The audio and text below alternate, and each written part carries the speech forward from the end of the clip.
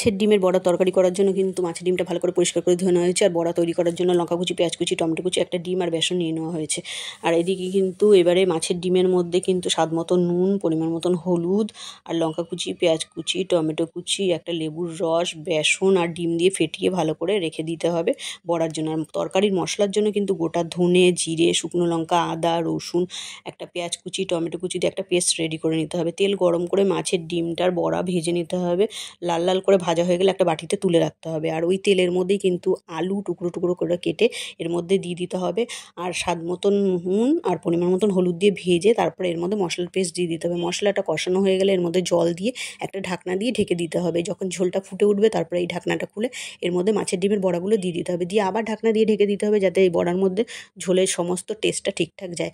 তারপরে ঢাকনা খুলে চেক করে নিতে হবে আলু গলেছে কিনা। এর মধ্যে নুন ঝাল যদি সব ঠিকঠাক থাকে তাহলে নামিয়ে নিয়ে গরম ভাতের সঙ্গে খেতে দারুণ লাগে।